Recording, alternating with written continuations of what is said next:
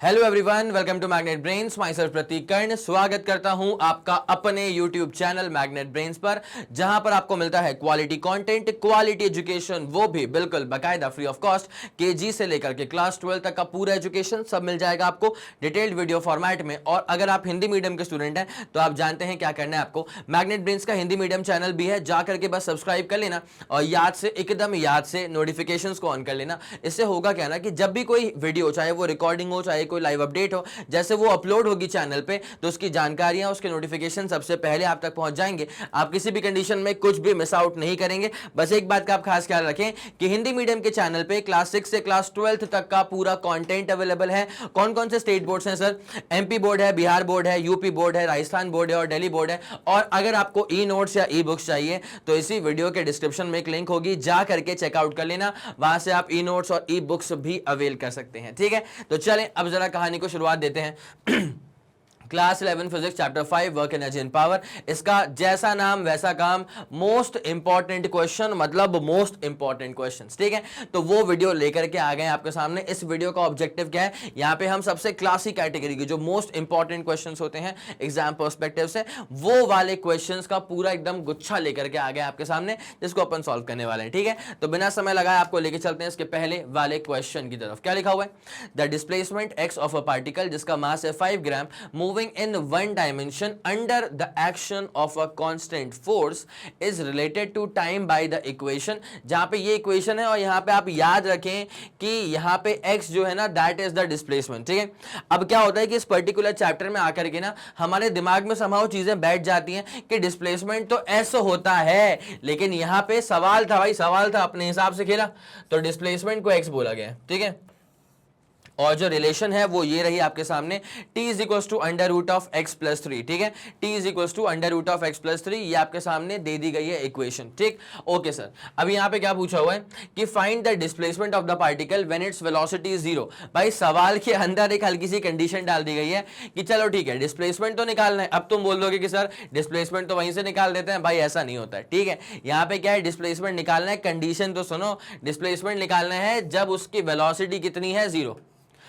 Displacement निकालना है जब वेलोसिटी कितनी है सर, 0 के बराबर है, तब निकालना है डिस्प्लेसमेंट। तो अब एक काम करते हैं, बेसिक फॉर्मूला क्या है, t is equal to root x plus 3। Basic equation जो गिवन थी ना, वो थी हमारे पास t is equal to root x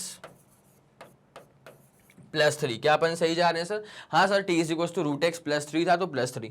अब होता क्या, एक बात को बताऊं, पर्सनली मुझे ना ये रूट वगैरह इतना पसंद नहीं, चमकता नहीं अपने को। तो अपन एक काम करते हैं, रूट को हटाना अपना पहला उद्देश्य, निकालना क्या है वो बाद में सोचेंगे, पहले रूट से एक बार निजात पा ली जाए। तो अपन एक काम करते हैं, रूट एक्स को एक तरफ सिंगल ले लो, अकेला अकेला कर लिया। अब इसको निपटाना आसान है, तुम समझ रहे हो मेरी बात?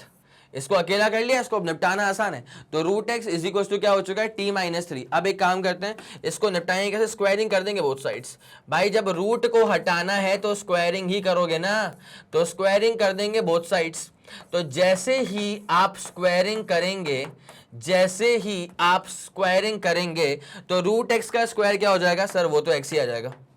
ठीक है, और यहां पे क्या है, कई लोग गलती करते हैं, टी स्क्वायर माइनस 9 कर देंगे। नहीं नहीं नहीं नहीं नहीं भाई, पूरा स्क्वायर करना है, मतलब ऐसा t माइनस 3 का पूरा स्क्वायर करना है। पूरा स्क्वायर करना है मतलब पूरा t माइनस 3 का स्क्वायर करना है। ठीक है, तो x इज इक्वल टू क्या बचेगा भाई साहब, a square plus b square. उसके बाद क्या होता है, माइनस होता है 2ab, तो 2 इंटू 3 इंटू टी मतलब 60 हो जाएगा। ठीक है, तो सर क्या ये हमारे पास आंसर होगा? नहीं बेटा, आंसर तो ये भी नहीं अभी। ठीक है, आपको अब कंडीशन के ऊपर कूदना पड़ेगा। कंडीशन क्या था, देखो निकालना तो डिस्प्लेसमेंट ही है, लेकिन किस कंडीशन में पे निकालना है कि सर जब वेलोसिटी 0 हो जाएगी तब निकालना है डिस्प्लेसमेंट। वही बोला हुआ है ना कि find the displacement of the particle when its velocity is 0। जब वेलोसिटी 0 हो जाएगी तो क्या निकालना है अपने को, डिस्प्लेसमेंट निकालना है। तो एक काम तो करें, ये कंडीशन है कि वेलोसिटी इज 0, तो मतलब पहले वेलोसिटी निकालो, उसके बाद उसको इक्वल टू 0 पुट कर दो, फिर उसके बाद क्या निकलेगा वो सब अलग। भाई 11th में फिजिक्स में क्वेश्चंस को सॉल्व करना है जर्नी, फिजिक्स का क्वेश्चन सॉल्व करना एज अ जर्नी। ऐसा नहीं है कि तुम्हें सब कुछ पता चल जाएगा पहले ही सवाल को देख करके कि हाँ इसका तो आंसर ही, इसका आंसर ये, ना ना ना, वो दिन गए, ठीक है, छोड़ आए तुम वो गलियां। तो अब क्या है, अब नई गलियां हैं। इन गलियों में क्या होता है, इन गलियों में कब मोड़, बहुत अंधा मोड़ आ जाएगा, कब गड्ढे आ जाएंगे ये नहीं पता रहता। जैसे अब इस वाले क्वेश्चन में क्या है, अभी तक सिर्फ ये मालूम चला कि अभी तक तो अपने अपने सहूलियत के हिसाब से यहां पे x को रिमूव कर दिया, मतलब रूट को रिमूव कर दिया, ठीक है। अब जरा कंडीशन पे कूदेंगे, फिर देखते हैं क्या होगा, ठीक है। तो बस चलते रहो मेरे साथ साथ। तो कंडीशन क्या है कि वेलोसिटी इज जीरो। कंडीशन क्या है सर, कंडीशन ये है कि वेलोसिटी इज जीरो। अब यार अगर वेलोसिटी जीरो है तो अपन एक काम करते हैं कि वेलोसिटी अपन एक बार निकाल तो लें, उसके बाद फिर उसको अपन जीरो पुट कर लेंगे। तो यार वेलोसिटी कैसे निकाली जाएगी, तो जरा गौर करते हुए चलना। नाउ वेलोसिटी निकालने के लिए आपको डिस्प्लेसमेंट का डिफरेंशिएशन करना पड़ेगा। बोलो हाँ, सही बात है कि नहीं है? हाँ सर, डिस्प्लेसमेंट का डिफरेंशिएशन करेंगे तभी आएगी वेलोसिटी। और ये वेलोसिटी जो है वो किसके बराबर है सर, ये तो जीरो के बराबर है। और ये हम कैसे कह पा रहे हैं, ये हम कह पा रहे हैं according to the given condition.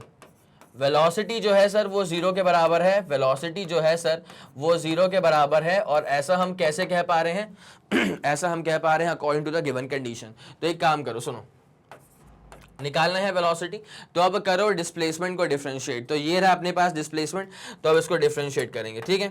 ये भाई इक्वेशन बड़े काम की है। तो ये रहा अपने पास में डिस्प्लेसमेंट, अब जरा करो उसको डिफरेंशिएट। तो क्या हो जाएगा भाई साहब, टी स्क्वायर का डिफरेंशिएशन क्या होता है सर, टी स्क्वायर का डिफरेंशिएशन हो जाएगा 2t के बराबर, ठीक। तो मैं इसको एक बार स्टेप वाइज लिख देता हूं कि हम चले हैं डिफरेंशिएट करने टी स्क्वायर प्लस 9 माइनस के 6t को, ठीक है। टी स्क्वायर प्लस 9 माइनस के 6t को डिफरेंशिएट करने के लिए, ठीक है। तो अपने पास क्या बचने वाला है भैया, फिर यहाँ पे होगा डिफरेंशिएशन ऑफ टी स्क्वायर। पूरा स्टेप वाइज कर रहा हूँ आप लोग के लिए, क्योंकि आप लोगों ने अभी अभी नया सीखा है डिफरेंशिएशन, ठीक है। उसके बाद क्या करेंगे अपन, फिर अपन डिफरेंशिएट कर देंगे किसको, 9 को। फिर अपन क्या करेंगे, -6 रहेगा बाहर, और फिर अपन पकड़ के डिफरेंशिएट कर देंगे किसको सर, टी को डिफरेंशिएट कर देंगे। बोलो यहाँ तक का फंडा पूरा क्लियर है? यस सर, यहाँ तक का फंडा तो पूरा क्लियर है, ठीक है। अब जरा गौर करना अच्छे से। टी स्क्वायर का अब होगा बेटा क्या, डिफरेंशिएशन, ठीक है।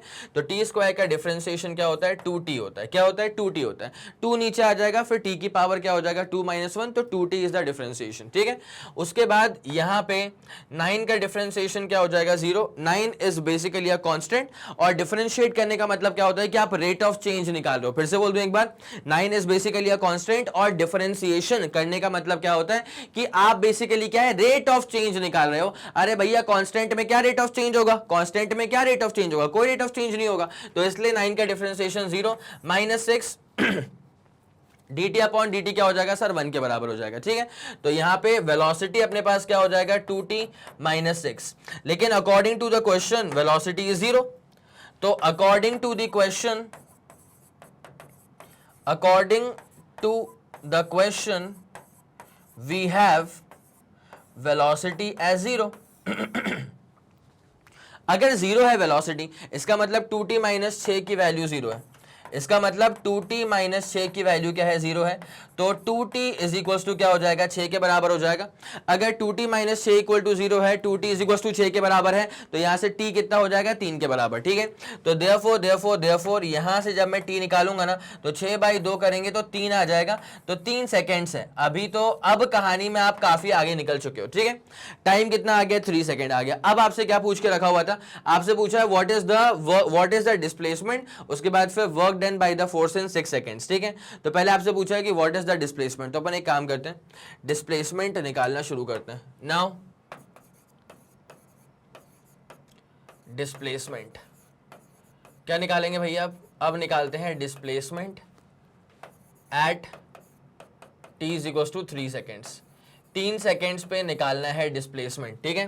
तो आप लोग एक बात जानते हैं कि डिस्प्लेसमेंट अभी अपने पास कितना आया था, इक्वेशन वाइज अगर गौर किया जाए तो फिर डिस्प्लेसमेंट कितना आ चुका है अपने पास, टी स्क्वायर प्लस 9 माइनस का 6t, T square plus 9 minus का 6t, T square plus 9 minus का 6t, ठीक है। अब जैसे अपन t की वैल्यू पुट करेंगे यहाँ पे कितना सर 3 के बराबर, तो x is equal to t की जगह क्या पुट करेंगे 3, तो 3 का स्क्वायर कितना हो जाएगा सर, 3 का स्क्वायर तो स्वयं 9 हो जाएगा, प्लस 9 हो जाएगा, माइनस 6 इंटू 3 करेंगे, ठीक है सर। तो x इज इक्वल टू कितना हो जाएगा 3 का स्क्वायर 9 प्लस 9 18 माइनस का 18, तो डिस्प्लेसमेंट अपने पास में कितना आ जाएगा सर 0। क्या आपको ये वाला फंडा समझ में आ गया? ठीक है, क्या आपको ये वाला फंडा समझ में आ गया? तो इस पूरे कहानी की स्टार्टिंग कहां से हुई थी भाई? पूरे कहानी की स्टार्टिंग तो यहां से हुई थी, ठीक है। क्या आपको ये वाला पूरा फंडा समझ में आ रहा है जहां से पूरी कहानी की स्टार्टिंग हुई थी? यस सर, ये वाला फंडा समझ में आ गया। और उसके बाद फिर अभी जो डिस्प्लेसमेंट निकला है वो निकल गया है 0 मीटर्स के बराबर। जल्दी इसका स्क्रीनशॉट लो, फिर आपको इसके अगले वाले पॉइंट पे लेकर के चलते हैं। चलिए ठीक है, बढ़िया, समझ में आ गया होगा। अब जरा अपन इससे आगे बढ़ते हैं। इस सवाल का बस पहला पार्ट था, सवाल के दरअसल 2 पार्ट हैं। तो क्या पूछा है इसके अंदर दूसरे वाले में, what is the work done by the force in the first 6 seconds, ठीक है। What is the work done by the force in the first 6 seconds. तो अपन एक काम करते हैं, अपन पहले के 6 सेकंड्स में कितना डिस्प्लेसमेंट है एक बार वो तो निकाल लें। क्या निकालना है सर कि फर्स्ट 6 सेकेंड्स में कितना डिस्प्लेसमेंट हो रहा है, एक बार वो निकाल लेते हैं। उसके बाद वर्क भी निकल जाएगा, बिकॉज वर्क का फॉर्मूला होता है फोर्स इनटू डिस्प्लेसमेंट। तो अब अपन निकालना शुरू करते हैं displacement in the first 6 seconds.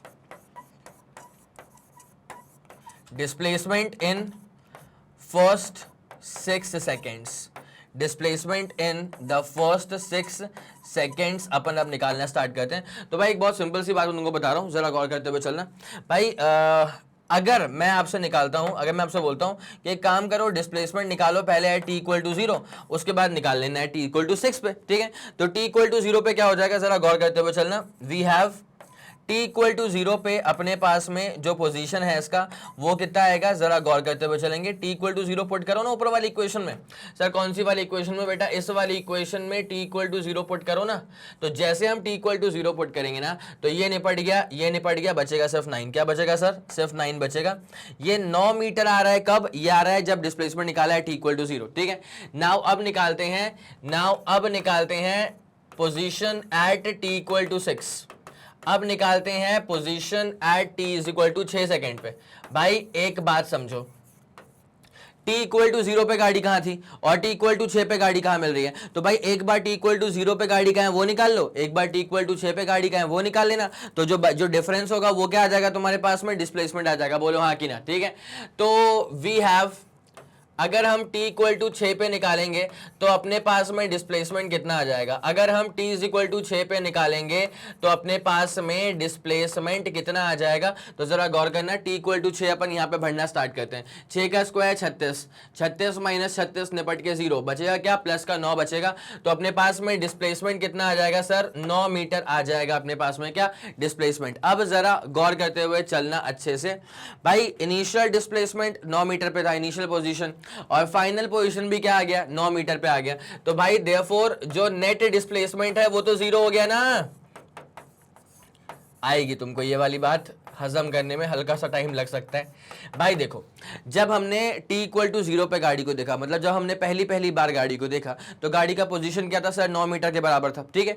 जब 6 सेकंड के बाद 6वें सेकंड पे देखा, तब भी 9वें मीटर पे ही मिल रहा है। तो भले घूम घाम करके, लेकिन आ तो गया 9वें मीटर पे, 9 मीटर पे ही ना। तो इवेंचुअली क्या डिस्प्लेसमेंट है? 0। भाई जहां से शुरुआत करें वहीं पे खत्म। अब देख कैसे होता है ना, आप मेजरमेंट शुरू कैसे करते हैं? आप मेजरमेंट शुरू करते हैं ऐसे कि ये है अपने पास डिस्प्लेसमेंट 0 मीटर, ठीक है। ये अपने पास में क्या? Displacement 0 metre. उसके बाद मान ले कि यहां पे कहीं पे आता होगा 9 मीटर, मान ले यहां पे कहीं पे आता होगा 9 मीटर। जब हमने कहानी की शुरुआत करी थी, तो कहानी की शुरुआत मतलब t इक्वल टू 0 पर displacement was initially 9 metres only, ठीक है। तो मतलब मैं ये कह रहा हूं कि कहानी यहां पे शुरू नहीं हो रही है, कहानी 9वें मीटर पे ही शुरू हो रही है। तो भाई वो 9 मीटर है, तो मतलब कहीं से तो कहानी को शुरू किया गया होगा ना। तो भाई 0 मीटर, 1 मीटर, 2 मीटर, 3 मीटर करके 9 मीटर। लेकिन जब हमने t इक्वल टू 0 पुट करा तो डिस्प्लेसमेंट कितना आया? 9 मीटर आया पोजीशन। इसका मतलब इनिशियली बॉडी वहां पे थी। उसके बाद भाई 6 सेकंड तक बॉडी घूमती रही, 6 सेकंड तक बॉडी घूमती रही, उसके बाद फिर से 6 सेकंड बीतने के बाद जो पोजीशन था वो सेम वही का वही मिला। इसका मतलब क्या होता है, जहां पे शुरुआत करें वहीं पे आके निपट गए, तो टोटल डिस्प्लेसमेंट कितना हो जाएगा, 0। Therefore total displacement is 0। अगर टोटल डिस्प्लेसमेंट 0 है तो देयरफॉर टोटल वर्क डन कितना हो जाएगा भाई, टोटल वर्क आपको निकालना है तो एब्सोल्युटली फोर्स इनटू डिस्प्लेसमेंट करना पड़ेगा, ठीक है। टोटल वर्क आपको निकालना है तो आपको एब्सोल्युटली फोर्स को मल्टीप्लाई करना पड़ेगा डिस्प्लेसमेंट से, बोलो हाँ। अगर आपको टोटल वर्क निकालना है तो आपको फोर्स को डिस्प्लेसमेंट से मल्टीप्लाई करना पड़ेगा। अब यहां पे जैसे ही, अब जरा गौर करते हुए चलना, वर्क इज इक्वल टू, भाई फोर्स का तो खैर नहीं पता, लेकिन अच्छा हुआ डिस्प्लेसमेंट 0 आ गया, ताकि अपना वर्क अपन बोल सकें कि भाई कोई वर्क नहीं करने की जरूरत है, 0 joule is the work done. आया फंडा क्लियर हो गया, जल्दी इसका स्क्रीनशॉट लो भाई। पक्का ये वाला फंडा पूरा क्लियर हो गया? यस सर, अब ये वाला फंडा पूरा क्लियर हो चुका है। तो अब आपको लेके चलेंगे इसके अगले वाले क्वेश्चन की तरफ। तो this is your question number 2, ठीक है। क्वेश्चन नंबर 2 क्या बोलना चाह रहा है, मैं एक बार स्क्रीन से हट जाता हूं ताकि इस सवाल को आप लोग बहुत शानदार तरह से देख सकें। तो क्वेश्चन नंबर 2 ये बोलना चाह रहा है, क्या force exerts an impulse. Impulse का मतलब, वैसे इम्पल्स को अपन आई से करते हैं रिप्रेजेंट, और इम्पल्स का जो फॉर्मूला होता है वो होता है चेंज इन मोमेंटम, ठीक है। तो इम्पल्स को अपन वैसे आई से करते हैं रिप्रेजेंट, इम्पल्स का जो फॉर्मूला होता है not rate of change of momentum. Rate of change of momentum करोगे ना तो वो तो फोर्स के बराबर हो जाता है। रेट का मतलब क्या है कि चेंज इन मोमेंटम को डिवाइड करना पड़ेगा टाइम से, तब जाके बनता है चेंज इन मोमेंटम का रेट। लेकिन यहां पे इंपल्स क्या होता है, impulse is just change in momentum, और अगर सिर्फ चेंज इन मोमेंटम है तो final momentum minus initial momentum. Final momentum मतलब mass into final velocity, initial momentum मतलब मास इनटू इनिशियल वेलोसिटी। मेरे ख्याल से आपके दिमाग में ये वाला फंडा भी सुप्रीम तरह से क्लियर हो चुका होगा। यस सर, ये वाला फंडा भी दिमाग में क्लियर हो चुका है। तो इंपल्स का फॉर्मूला ये होता है। तो यहां पे कहा गया है कि a force exerts an impulse J, ठीक है भैया, वैसे आई से करते हैं बट सवाल में जे बोल के रखा है। On a body changing it speed from U to V, मतलब स्पीड चेंज हो रही है यू से वी तक। The force and objects motion are along the same line, बहुत बहुत खुशी हुई जान करके। Show that the work done is वगैरह वगैरह। अच्छा, J times U plus V upon 2 है, ठीक है। तो बेसिकली आपको क्या निकालना है, वर्क डन निकालना है। बेसिकली क्या निकालना है आपको, वर्क डन निकालना है। तो एक बात मैं आपको बता दूं यहाँ पे, बहुत ही प्यारी सी बात है, सुनते हुए चलना अच्छे से। Impulse is basically change in momentum, तो J is basically change in momentum. तो फाइनल मोमेंटम माइनस क्या हो जाएगा, इनिशियल मोमेंटम, ठीक है। तो impulse is equals to M common निकाल लेना, तो फाइनल मोमेंटम माइनस क्या हो जाएगा, इनिशियल मोमेंटम। ये J is equals to M V minus U. मेरे ख्याल से ये वाला फंड आपके दिमाग में सुप्रीम तरह से क्लियर हो चुका होगा। जी सर, हो गया। अब क्या बोला है कि show that the work done by the force is given by this this this and this, ठीक है। तो एक काम करते हैं भाई, अपने पास ये तो अपने पास हो गया मोमेंटम, आई मीन टू से इम्पल्स। अब आपको ये निकालना है what is the work done, ठीक है। तो according to work energy theorem, आपने पढ़ के रखा है work energy theorem. According to work energy theorem बेटा क्या होता है, वर्क एनर्जी थ्योरम के हिसाब से सर ये होता है कि वर्क इक्वल टू क्या होता है, change in the kinetic energy. Work equal to क्या हो जाता है, change in the kinetic energy. तो अगर हम वर्क एनर्जी थ्योरम के हिसाब से चलें तो वर्क इक्वल टू क्या हो जाएगा, change in the kinetic energy. और काइनेटिक एनर्जी में चेंज कैसे निकलते हैं, kinetic energy final minus kinetic energy initial, ठीक है। Now what is the kinetic energy final, तो हाफ एम वी स्क्वायर। आपसे वर्क डन पूछा है, वही निकाल रहे हैं। तो अपने पास क्या हो जाएगा, half M V square. What is kinetic energy initial, तो half mass into initial velocity का स्क्वायर। भाई काम करना, सुनना, m/2 यहां से अपन कॉमन निकालते हैं, ठीक है। तो अपन जैसे ही m/2 कॉमन निकालेंगे ना तो अपने पास क्या बन जाएगा, v स्क्वायर माइनस क्या बन जाएगा, u स्क्वायर, ठीक है। अब जरा गौर करना, a square minus b square क्या होता है, a plus b a minus b, ठीक है। क्या बोला मैंने, w is equals to m/2, और v square minus u square क्या होता है, तो अपने पास ये हो जाएगा a plus b a minus b, तो v plus u v minus u, बोलो हाँ कि ना। यस सर, बात तो बिल्कुल सटीक है, ठीक। अब जरा गौर करते हुए चलना यार, अपन ने अभी जो j निकाला था, j का मतलब क्या होता है, सवाल के अनुसार j का मतलब होता है इम्पल्स। वैसे मैं आपको बता दूं कि इम्पल्स को I से कहते हैं रिप्रेजेंट, वो तो खैर सवाल को फ्रेम किया गया होगा तो वहां पे हल्का सा पेचीदा घुमाने के चक्कर में क्या इसको अपन ने j बोल दिया, कोई दिक्कत नहीं है, ठीक। तो यहाँ पे अपने पास क्या होने वाला है, ये v माइनस यू का टर्म आता है j के अंदर, ठीक है, और m आता है, ठीक है भैया। तो एक काम करो, मेरी बात सुनो, यहां पे v प्लस यू बाई 2 को 2 मिनट के लिए बाहर रखो और उसके बाद अपने पास क्या बन जाएगा, एम वी माइनस यू बन जाएगा। और हम जानते हैं कि m times v minus you क्या होता है, हम जानते हैं m times v minus you is basically j के बराबर होता है। क्या होता है सर, j के बराबर होता है। तो अपने पास ये m v माइनस यू क्या हो जाएगा सर, j हो जाएगा। मैं इसको ऐसे ही बादलों के अंदर लिख देता हूं, तो m v minus you is basically j। अब देख क्या होगा, तो इसको अपन j लिख देते हैं और j के बाद क्या हो जाएगा, v plus you upon 2। j के बाद क्या हो जाएगा, v प्लस यू अपॉन 2। तो ये अपने पास में आ जाएगा टोटल वर्क डन। लिखा हुआ है, जो लिखा हुआ है j upon 2 u plus v, j upon 2 u plus v. और उसी चीज को प्रूव करना था, तो अपन ने बहुत ही खूबसूरती के साथ इस पूरी कहानी को प्रूव कर दिया है। मेरे ख्याल से आप लोग को ये वाली बात समझ में आ गई होगी। यस सर, ये वाली बात पूरी सुप्रीम तरह से क्लियर हो गई है। ठीक है, अब आपको लेके चलते हैं इसके क्वेश्चन नंबर 3 के ऊपर। क्या लिखा हुआ है, a particle moves from a point this to this point during which a certain force acts on it. Calculate करना है work done by the force on the particle during this displacement. भाई बहुत ही प्यारा क्वेश्चन है, simple question है, vectors का फंडा लगने वाला है। और मैं चाहूंगा कि इस क्वेश्चन को एक बार आप सेल्फ ट्राई करके सॉल्व करें। जो भी आपका आंसर आ जाए कॉमेंट सेक्शन में देते हुए चलना। आ गया तो बहुत बढ़िया, अगर किसी कारणवश नहीं भी आ पाया तो मैं इसको सॉल्व करवा दूंगा, लेकिन सेल्फ ट्राई तो बनता है सवाल के ऊपर। जल्दी करना प्लीज।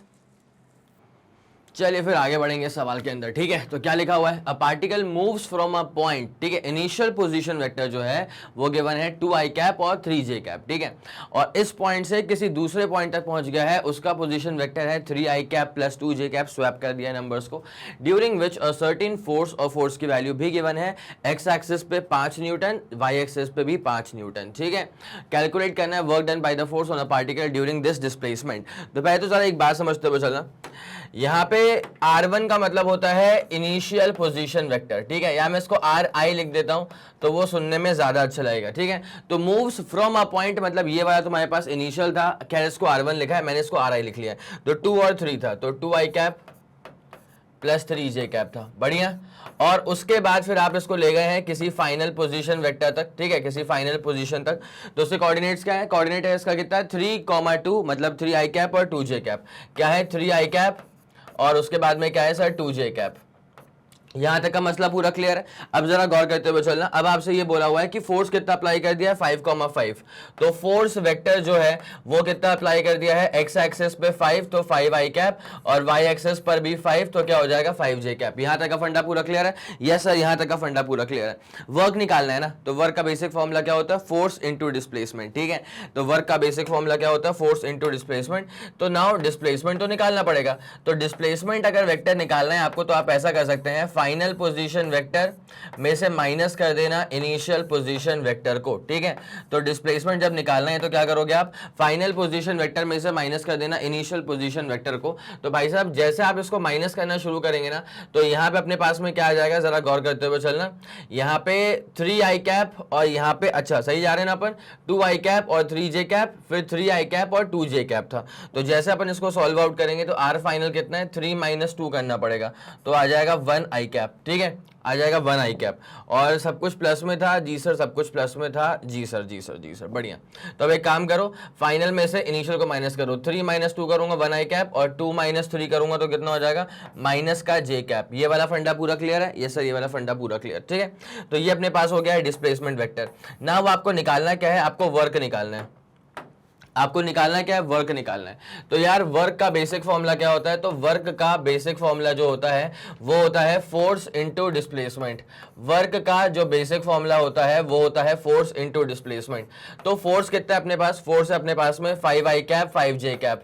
फोर्स क्या है अपने पास में, 5i कैप 5j कैप, और डॉट करेंगे तो डिस्प्लेसमेंट क्या आ गया अपने पास में, जरा गौर करते हुए चलना। डिस्प्लेसमेंट आ चुका है i कैप माइनस का j कैप। क्या आ चुका है डिस्प्लेसमेंट, i कैप और आ चुका है माइनस का j कैप। ठीक है, अब जरा अच्छे से गौर फरमाइएगा। तो वर्क इज इक्वल टू क्या हो जाएगा भाई, 5 × 1 कर लेना। जब इन दोनों का होगा डॉट मल्टीप्लिकेशन, तो i वाले को i वाले से मल्टीप्लाई, j वाले को j वाले से मल्टीप्लाई। ठीक है, तो 5 × 1 करेंगे तो 5 आ जाएगा, यहाँ 5 × -1 करेंगे तो -5 आ जाएगा। सॉल्व आउट करेंगे तो वर्क अपने पास में कितना आ जाएगा सर, 0 जूल्स। ठीक है, तो इस वाले केस में अगर वर्क निकाला जाए तो 0 जूल्स आता है। और इस सवाल में आपको बेसिकली क्या चीज देखने को मिली, मिली है, दो चीज समझने को मिली है।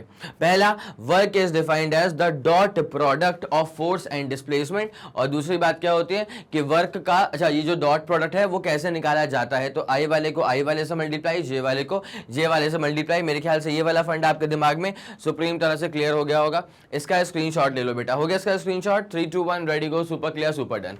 यस सर, इसका स्क्रीनशॉट तो हो चुका है, इसका स्क्रीनशॉट तो हो चुका है। अब आपको लेके चलते हैं इसके अगले वाले सवाल की तरफ, ठीक है। अगला वाला क्वेश्चन ये रहा आप लोग के सामने प्रस्तुत। तो while catching a cricket ball जिसका मास है 200 ग्राम का, moving with a velocity of 20 metre per second, ठीक है। तो while catching a cricket ball जिसका मास कितना है 200 ग्राम का, और वो इनिशियली मूव कर रही है with a velocity of 20 metre per second. इसको अपन लिख लें एक बार, मास कितना है 200 ग्राम, 200 ग्राम का मतलब होता है 0.2 kg, ठीक है। 0.2 kg का मतलब होता है 1/5 kg। अगर पॉइंट्स में चाहिए होगा तो 0.2 kg ले लेना, अगर फ्रैक्शंस में आपको लगता है कि सोल्यूशन आसान रहेगा आपके लिए तो 1/5 लेके चल देना, ठीक है। और this was initially moving with a velocity of, मेरे ख्याल में शायद 20 मीटर पर सेकंड था। Yes sir, initially it was moving with a velocity of 20 metre per second, ठीक है। कैच पकड़ा है कि छोड़ दिया है। The player draws his hand backwards, भाई करते हैं ना ऐसा, जो क्रिकेट प्लेयर्स होते हैं वो जब बॉल कैच करते हैं तो एकदम स्टाइल में ऐसे हाथ ऐसे पीछे की तरफ लाते हैं, ठीक है। तो इसके पीछे सिर्फ स्टाइल नहीं होता है, इसके पीछे फिजिक्स भी होती है। जितना ज्यादा आप समय लेते हैं उसे कैच करने में उतना कम इंपैक्ट पड़ेगा आपके हाथों में, ठीक है। अगर रेट ऑफ चेंज जो बॉल की स्पीड में वो बहुत जल्दी आएगा तो आपके ही हाथों पे फोर्स जल्दी लगने वाला है, एक बार ही कैच कर पाओगे, इसके बाद कैच का भी इतना शानदार ले नहीं पाएंगे, ठीक है। आया समझ? तो इसलिए क्या है कि आराम से हाथ को पीछे की तरफ लाते हैं ताकि जो इंपैक्ट है हमारे हाथों पे वो कम हो जाए, ठीक। ओके सर, तो विद अ वेलोसिटी ऑफ कितना है इसका 20 मीटर पर सेकंड, लिख दिया अपने 20 metre per second. The player draws his hand backwards through 20 centimetre, तो मतलब डिस्प्लेसमेंट कितना करवा दिया है 20 सेंटीमीटर। 20 सेंटीमीटर का मतलब होता है सर 0.2 मीटर। ओके सर, ये वाला फंडा भी क्लियर है। Find the work done in catching the ball and the average force exerted by the ball on the hand, ठीक है। तो पहले तो आपको निकालना है what is the work done in catching the ball. तो यहाँ पे हम एक सिंपल सा फंडा अप्लाई कर सकते हैं। सर कौन सा फंडा अप्लाई कर सकते हैं, एक बात समझो, बॉल को फाइनली कैच कर लिया गया है, इसका मतलब final velocity of the ball is nothing but 0 metre पर सेकेंड, ठीक है। अब एक काम करो, आपको निकालना है वर्क, तो वर्क निकालने के लिए हम अप्लाई कर सकते हैं वर्क एनर्जी थ्योरम। क्या अप्लाई कर सकते हैं बेटा, हम अप्लाई कर सकते हैं वर्क एनर्जी थ्योरम। तो मैं यहां पे लिख देता हूं कि according to work energy theorem, work energy theorem के अनुसार क्या होगा, तो according to work energy theorem होता यह है कि वर्क आता है equal to change in the kinetic energy, work आता है equal to change in the kinetic energy. अब काइनेटिक एनर्जी में आप चेंज कैसे प्रोड्यूस करोगे, इसका एक सिंपल तरीका होता है final kinetic energy minus initial kinetic energy, ठीक है। अगर काइनेटिक एनर्जी में चेंज प्रोड्यूस करना है तो final kinetic energy minus initial kinetic energy, इतनी आरामदायक बात है। बताओ फंडा समझ में आ गया क्या? यस सर, फंडा समझ में आ गया, ठीक है। अब जरा गौर करते हुए चलना, व्हाट इज के फाइनल, तो सर के फाइनल तो होता है half into mass into final velocity का स्क्वायर, माइनस व्हाट इज के इनिशियल, तो half into mass into initial velocity का स्क्वायर। भाई बताओ, इतने इत्मीनान से बता रहा हूं, कोई दिक्कत तो नहीं हो रही है, ठीक है। तो अब यहां से वर्क जब निकालोगे ना तो एक काम करना, m/2 कॉमन निकाल लेना और यहां पे अंदर पटक देना v square minus u square, u zero नहीं है ना, v square minus u square पटक देना अंदर, ठीक है। अब देखो भाई m कितना था सर, बॉडी का मास था अपने पास में 1/5 kg, ठीक है। अब इसका हाफ करना है तो 1/5 का हाफ करेंगे तो इट विल बिकम 1/10, बोलो हाँ कि ना। यस सर, ये वाली बात तो एकदम सटीक है। अब जब बॉल को कैच कर लिया गया है तो फाइनल वेलोसिटी कितनी हो गई है 0, तो 0 का स्क्वायर माइनस, भाई इनिशियल वेलोसिटी कितनी थी जरा उस बात पे गौर करना। Sir initial velocity was 20 metre पर सेकेंड और 20 का आप यहाँ पे स्क्वायर करेंगे तो 20 का स्क्वायर क्या हो जाएगा 400, 20 का स्क्वायर क्या हो जाएगा 400। तो अपने पास में वर्क कितना हो जाएगा, माइनस का 400 अपॉन आ जाएगा 10, तो हो जाएगा माइनस का 40 न्यूटन। अगर मैं सॉरी न्यूटन कह रहा हूं मैं, वर्क है ना तो जूल्स में आएगा, ठीक। और अगर मैं मैग्नीट्यूड ऑफ वर्क की बात करूं, मैं आपसे अगर मैग्नीट्यूड ऑफ वर्क की बात करूं तो मैग्नीट्यूड ऑफ वर्क अपने पास में हो जाएगा 40 जूल्स।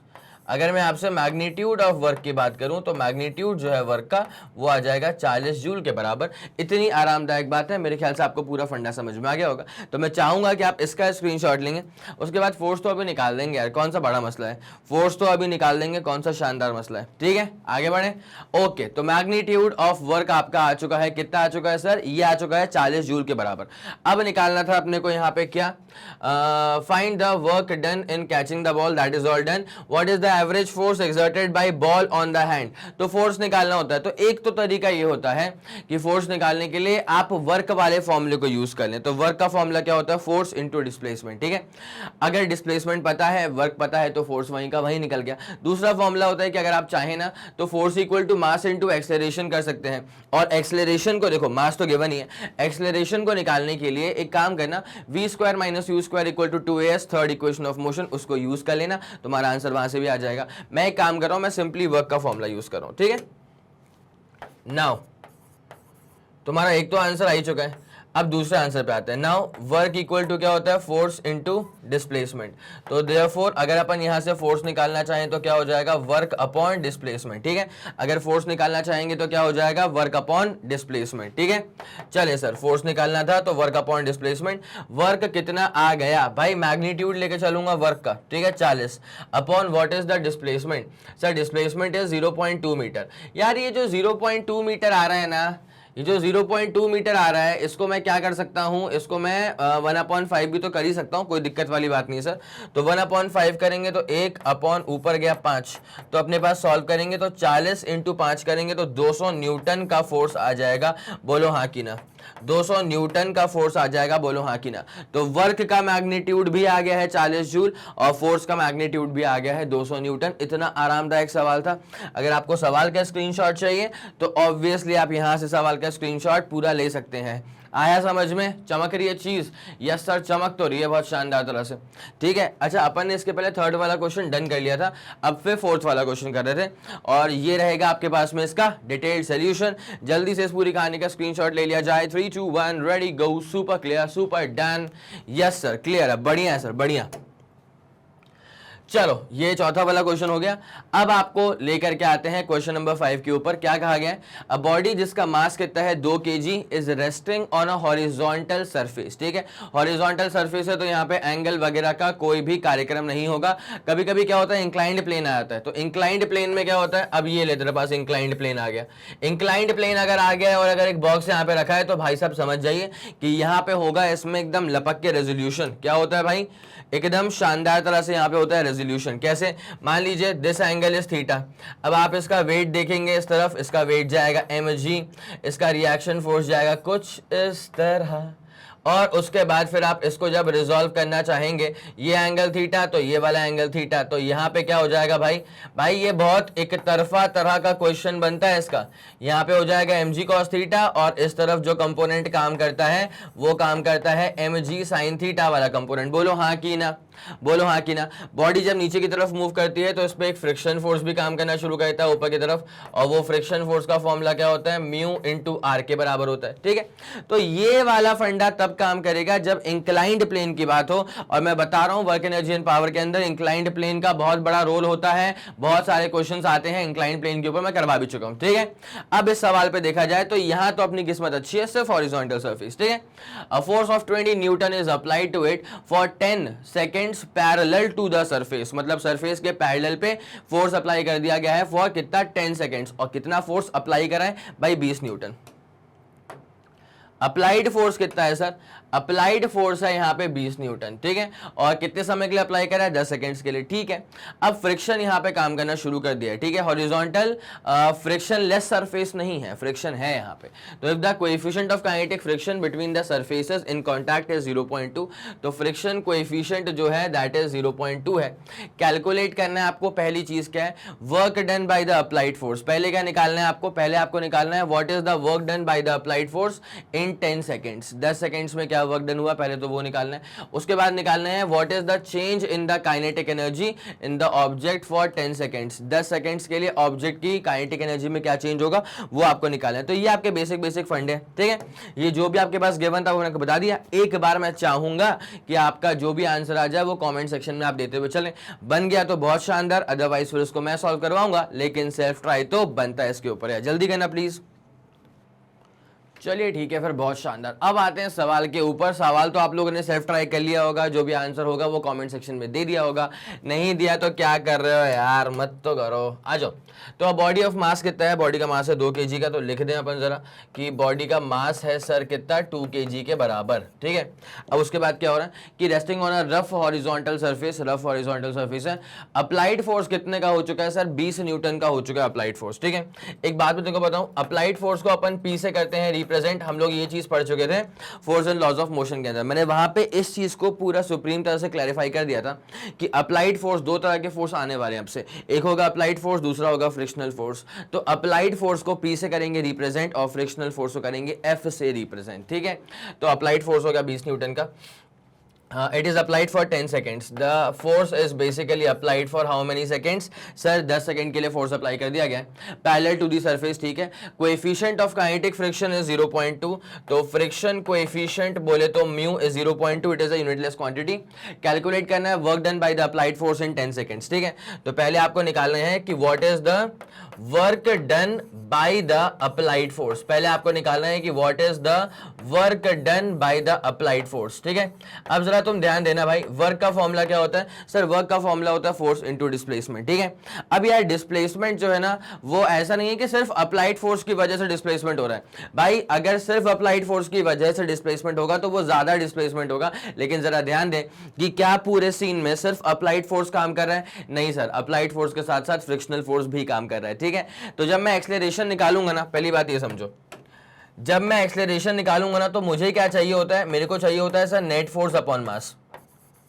फोर्स का फॉर्मूला क्या होता है, मास इनटू एक्सेलरेशन, तो एक्सेलरेशन क्या हो जाएगा, फोर्स अपॉन मास। क्या अप्लाइड फोर्स अपॉन मास, नहीं। क्या फ्रिक्शनल फोर्स अपॉन मास, नहीं भैया, नेट फोर्स अपॉन मास, ठीक है। सर ये नेट फोर्स जो है वो कैसे निकलता है, अरे अप्लाइड फोर्स में से फ्रिक्शनल फोर्स को माइनस कर ले, इतनी सी बात है। जैसे मान ले कि तूने अप्लाई करा है फोर्स 100 न्यूटन का, ठीक है, और फ्रिक्शनल फोर्स काम कर रहा है 20 न्यूटन का, तो 100 का मेरा अप्लाइड फोर्स है, 20 का मेरा फ्रिक्शनल फोर्स है, तो नेट फोर्स कितना बच जाएगा, 80 न्यूटन। कैसे निकाला, अप्लाइड माइनस फ्रिक्शनल फोर्स करके, ठीक है। तो वही फंड अपन यहाँ पे अप्लाई कर देते हैं। तो ए इज इक्वल टू, एक बात को बताऊं, अप्लाइड फोर्स तो मेरे को मालूम है कि ये तो 20 के बराबर है, माइनस फ्रिक्शनल फोर्स में बड़ा प्यारा खेल होता है। फ्रिक्शनल फोर्स जो होता है वो होता है म्यू आर, फ्रिक्शनल फोर्स क्या होता है, म्यू आर, और आर ठहरा एम जी के बराबर, ठीक है।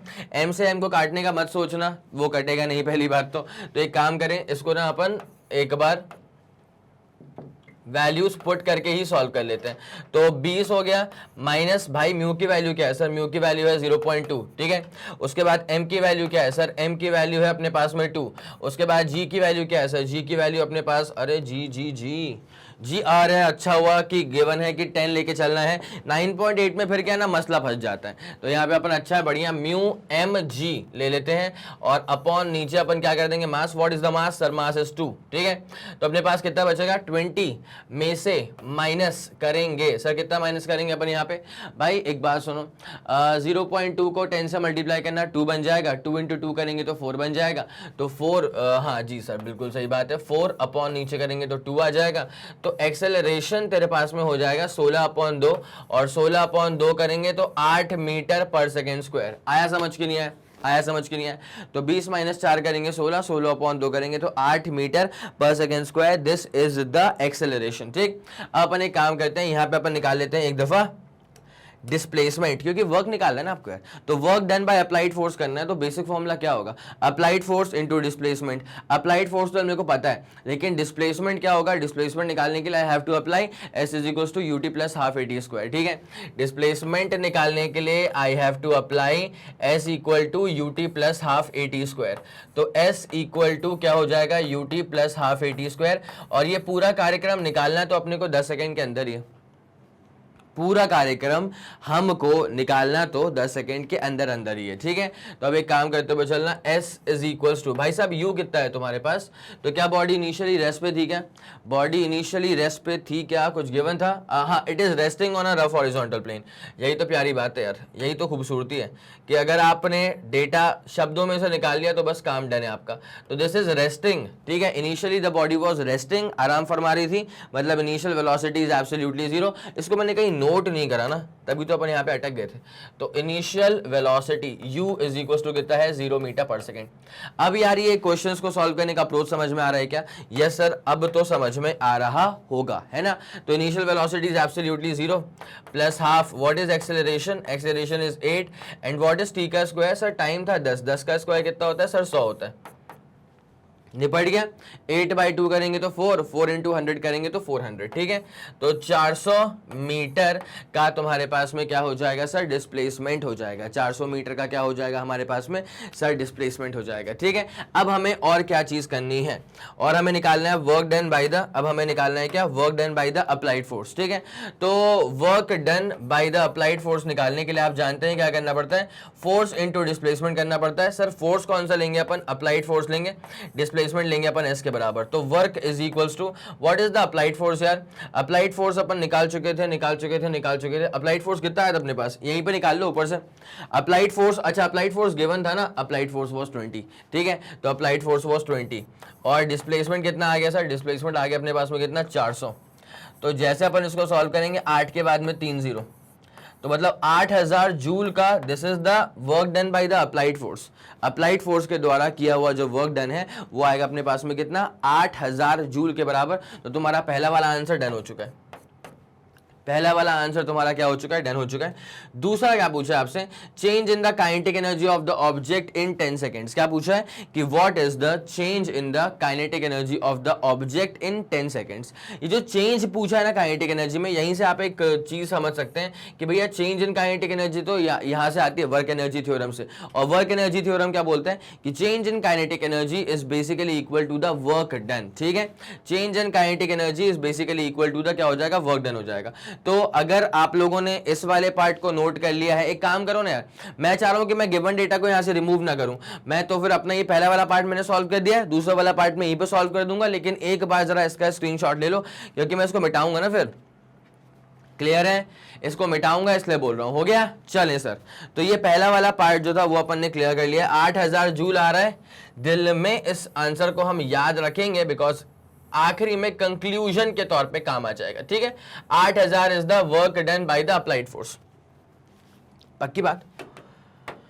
दूसरा पार्ट ये पूछा जा रहा है, दूसरा पार्ट ये पूछा जा रहा है, what is the change in the kinetic energy. तो change in the kinetic energy is basically equal to the work done by net force, मतलब टोटल फोर्स ने कितना वर्क डन करा, what is the work done by the net force, ये आपसे पूछा जा रहा है। तो therefore change in the kinetic energy equal to work done by the net force का फॉर्मूला क्या होता है, नेट फोर्स इनटू क्या हो जाएगा, displacement. Change in the kinetic energy equal to क्या होता है, नेट फोर्स इनटू डिस्प्लेसमेंट। भाई नेट फोर्स है कितना, नेट फोर्स अपन ने निकाला था तो 20 माइनस करा था अपन ने म्यू एम जी, तो अपने पास ये 4, मतलब नेट फोर्स 16 आ गया था मेरे ख्याल में, yes sir. Net force was 16 और डिस्प्लेसमेंट तो अपन जानते हैं कितना हुआ, डिस्प्लेसमेंट तो सर हो चुका था 400 मीटर के बराबर का, ठीक है। 16 इंटू 4 करना जरा, 64, ठीक है। तो 64 के बाद 2 0 मार देना, 6400 जूल, ठीक है। तो भाई अप्लाइड फोर्स के द्वारा जो किया हुआ वर्क था वो 8000 जूल का था, और जो नेट फोर्स के द्वारा किया हुआ वर्क है वो है 6400 जूल का। तो यहाँ पे जो 1600 जूल का डिफरेंस आ रहा है ना, that is the work done which is done to overcome the frictional force, ठीक है। तो देयरफॉर अपन ये कह सकते हैं, अच्छा ये तो अपने पास हो गया, therefore work done by applied force 8000 minus net work done by the net force, तो ये इतना joule is the work done to overcome the frictional force, to overcome the frictional force. Frictional force को overcome करने के लिए तकरीबन 1600 joule का work जो है वो करना पड़ गया था। 8000 में से 6400 को आप जैसे ही माइनस करोगे तो 1600 जूल बचेगा। लेकिन हालांकि आपसे ये पूछा नहीं हुआ था, ये तो मैंने एडिशनल आपको ज्ञान दे दिया है। आपसे जो पूछ के रखा हुआ था वो ये चीज़ थी, आपसे जो पूछ के रखा हुआ था वो ये चीज़ थी कि what is the change in the kinetic energy. तो 6400 जूल इतनी आरामदायक बात है। जल्दी से आप इसका स्क्रीनशॉट लेंगे, फिर आपको कहानी में अपन आगे लेके चलते हैं। यहाँ तक का फंडा पूरा क्लियर है? यस सर, यहाँ तक का फंडा पूरा सुप्रीमली क्लियर है। 3 2 1 ready go, super done and super clear. Yes sir, चले moving on to the very next question. ठीक है, moving on to the very very next question. ठीक है, क्या लिखा है? A uniform chain of length L and mass M is lying on a smooth horizontal table. अच्छा, smooth table था तो इसका मतलब ये है कि फ्रिक्शन लेस सरफेस है, तो फ्रिक्शन की आपको यहाँ पे बात करने की बिल्कुल भी जरूरत नहीं पड़ने वाली है। ठीक है, ओके सर। तो अब यहाँ पे क्या देके रखा हुआ है? And 1/3 of its length is hanging vertically down the over the edge of the table. तो टेबल के कोने से ना इस यूनिफॉर्म चेन, जो यूनिफॉर्म चेन है, इसका 1/3 हिस्सा जो है 1/3 of its length is basically hanging down. ठीक है, तो नीचे वो लटक रहा है 1/3 हिस्सा। If G is the acceleration due to gravity, अगर G acceleration due to gravity, calculate करना work done to pull the hanging part of the table. ऐसा वाला क्वेश्चन मैं पहले भी करवा चुका हूं, बहुत फेमस कैटेगरी क्वेश्चन है। यहाँ पे जो आंसर बच्चों का आता है, जो गलत आता है, वो इस वजह से आता है क्योंकि वो इस पॉइंट को नहीं समझ पाते हैं कि यहाँ पे जब कहा गया ना कि टेबल के ऊपर चेन को पूरा उठाना है, तो बेसिकली फोकस यहाँ पे किया जाता है इस बात पे कि उस हैंगिंग पार्ट के सेंटर ऑफ मास का डिस्प्लेसमेंट करवाना है। किसका करवाना है? उस हैंगिंग पार्ट के, जो लटक रहा है पार्ट, उसके सिर्फ और सिर्फ सेंटर ऑफ मास का डिस्प्लेसमेंट करवाना है। बिकॉज यहाँ पे कॉन्सेप्ट ऑफ सेंटर ऑफ मास लगा दिया जाता है। यहाँ पे ऐसा मानते हैं कि जो चेन लटक रहा है ना, वो पूरा हमारे काम की चीज नहीं है, हम तो उसके सेंटर ऑफ मास पे फोकस करेंगे। तो सेंटर ऑफ मास कहाँ पे आता है? बीचों बीच आता है। जब सेंटर ऑफ मास बीचों बीच आएगा तो सिर्फ उतने ही हिस्से को आपको डिस्प्लेस करवाना होता है ऊपर की तरफ। डायग्राम से बनाऊंगा तो और क्लियर होगा। ठीक, देखो भाई, डायग्राम से बताता हूँ और क्लियर होगा। पहले टेबल तो हमारे लिए सेट कर दूं क्या मैं? ठीक है सर, एक टेबल सेट क्या है कर ही दिया जाए, अदरवाइज फिर क्या है कि वो बात नहीं रहती सही, है ना। तो अपन ने यहाँ पे सेट कर दिया एक टेबल, अपन ने यहाँ पे सेट कर दिया है एक टेबल। ठीक है, ये टेबल के पैर, ग्राउंड, ये टेबल का दूसरा पैर। ठीक है, 4 पैर होंगे, उस तरफ भी उस तरफ भी, वो अपन नहीं कलाकारी शो कर रहे। अब क्या है, मेन चीज क्या है कि जो रॉड लटक रही है ना, उसकी जरा बात कर लेते हैं अपन एक बार। जो रॉड लटक रही है ना, जरा अपन उसकी एक बार बात कर लेते हैं। क्या कहते हो? यस सर, उसकी बात कर लें सर। तो 1/3 हिस्सा ना उसका जो है लटक रहा है।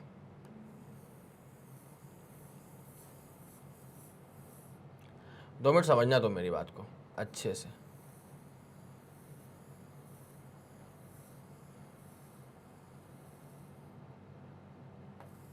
ठीक है, अब देख क्या है, ये इसका ना 1/3 हिस्सा जो है वो लटक रहा है, तो ये 2/3 बचा जो वहां पे मैंने बना दिया।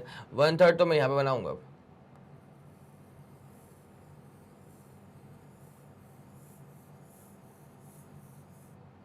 ठीक है,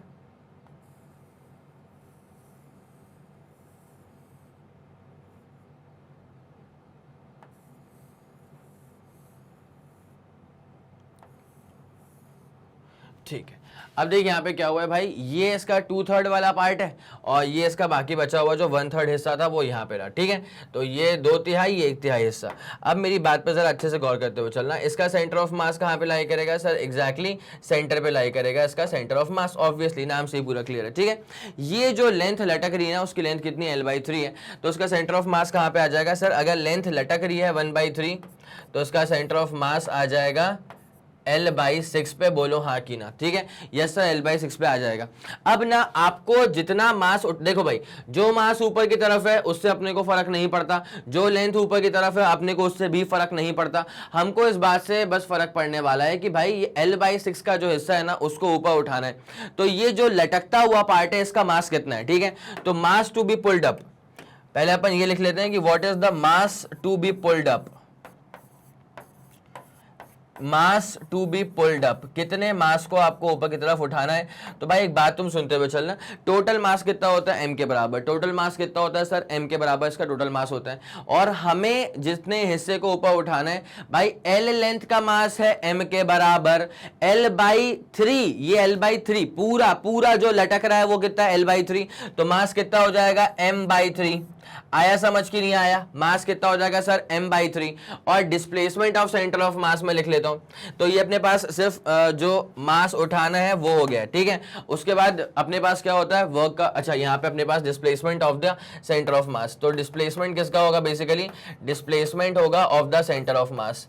डिस्प्लेसमेंट किसका होगा, डिस्प्लेसमेंट होगा किसका, सेंटर ऑफ मास का। क्या शानदार बात है। तो S is equals to centre of mass, मतलब l/6 पे आने वाला है। ये वाला फंडा ये पूरा अपने को क्लियर हो चुका है, ठीक है। अब अपन निकालने वाले हैं what is the work done. तो work done to pull it up, तो वर्क इक्वल टू क्या हो जाएगा, फोर्स इनटू डिस्प्लेसमेंट हो जाएगा। तो फोर्स क्या होता है, mg होता है, और डिस्प्लेसमेंट क्या होता है, s होता है। तो work is equal to force into displacement, force होता है mg और डिस्प्लेसमेंट हो जाता है s के बराबर। तो भाई m की जगह पे आपको कैपिटल m/3 लिखना पड़ेगा, g की जगह पे g लिख देना, और डिस्प्लेसमेंट कितना हो चुका है सर, l/6 हो चुका है। तो यहाँ पे जो वर्क है ना वो अपने पास में कितना आ जाएगा, mgl/18। ध्यान रखना है आपको जिस पॉइंट का, वो पॉइंट ये है कि डिस्प्लेसमेंट सिर्फ सेंटर ऑफ मास तक का ही लेके चलना है, ठीक है। जिस बात का आपको ध्यान रखना है वो क्या है कि डिस्प्लेसमेंट पॉइंट जो इंपॉर्टेंट है, पॉइंट जो इंपॉर्टेंट है वो ये है कि displacement is done of centre of mass. Displacement is concerned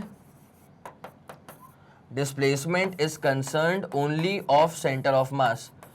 Displacement is concerned only of the center of mass. Displacement is concerned only of the center of mass. मेरे ख्याल से ये वाला फंड आपके दिमाग में सुप्रीम तरह से क्लियर होगा। अब मैं चाहूंगा कि आप इतनी कहानी का स्क्रीनशॉट लें, फिर अपन कहानी में आगे बढ़ते हैं। क्या आपको ये वाला फंडा पूरा क्लियर है? यस सर, यहां तक का तो फंडा पूरा क्लियर है। 3 2 1 ready go, super clear and super done sir. चलो आगे बढ़े, ये वाला फंडा पूरा क्लियर हो गया तो आगे बढ़ते हैं। अब आ जाओ, क्वेश्चन नंबर 7 है आपके सामने। अ सिंपल पेंडुलम जिसका लेंथ है 1 metre has a wooden bob जिसका मास है 1 kg के बराबर, ठीक है। A simple pendulum of length 1 metre has a wooden bob जिसका मास है पूरा 1 किलोग्राम के बराबर। It is struck by a bullet of mass 10 gram. Bullet का मास बहुत कम है, 10 ग्राम। इट इज स्ट्रक मतलब वो जो 1 kg का जो बॉब लटक रहा था ना, उस पर एक गोली आके पड़ गई। गोली का मास कितना है, सिर्फ और सिर्फ 10 ग्राम। अरे बाप रे। बट इसकी स्पीड देख रहे हो तुम, 200 मीटर पर सेकेंड की स्पीड है, ठीक है। The bullet gets embedded into the bob, obtain the height to which the bob rises before swinging back, take g is equals to 10 metre पर सेकेंड स्क्वायर। डायग्राम मैं आपको पूरा बना करके दिखा देता हूं। इनिशियल सिनेरियो देख लो पहले, ठीक है। तो इनिशियल सिनेरियो में भाई ये अपने पास फिक्स सीलिंग है, ठीक है। अब यहां से क्या है कि ये एक अपने पास ये रहा, ठीक है। अब उसके बाद क्या है कि यहाँ पे लटक रही है एक पेंडुलम, एक बॉब है जो कि लटक रही है, ठीक है। अब इसका मास कितना है, तो उसका मास होगा सर भाई 1 kg इसका मास है। इसका मास कितना है सर, इसका मास भाई 1 kg के बराबर इसका मास है, ठीक है। अब पता है क्या होता है, यहाँ पे ना इसका मास हो गया 1 kg के बराबर। अब होता क्या है कि एक बुलेट ने आकर के इसको ऐसे हिट करा, तो मैं आपको जरा एक छोटी सी बात कंफर्म कर देता हूँ, कि ये अपने पास इनिशियल सिनेरियो था, ठीक। अब फाइनल सिनेरियो में क्या हो रहा है, तो फाइनल सिनेरियो में सर ऐसा कुछ हो रहा है कि ये अपने पास वही फिक्स सीलिंग है, ऑब्वियसली इसमें कोई दो राय नहीं है, ये अपने पास वही फिक्स्ड सीलिंग है। लेकिन इस दफ़ा हुआ क्या कि ये ना ऐसे स्विंग होकर के इस तरफ आ गया, ठीक है। तो अगर आप समझे मेरी बात को पूरा अच्छे से, तो ये इसकी जो लेंथ है वो 1 मीटर के बराबर है। सवाल में कहा गया है कि इसकी जो लेंथ है, इसकी लेंथ है 1 मीटर के बराबर, ठीक। अब ये स्विंग हो चुका है, तो ज़रा गौर करना अच्छे से।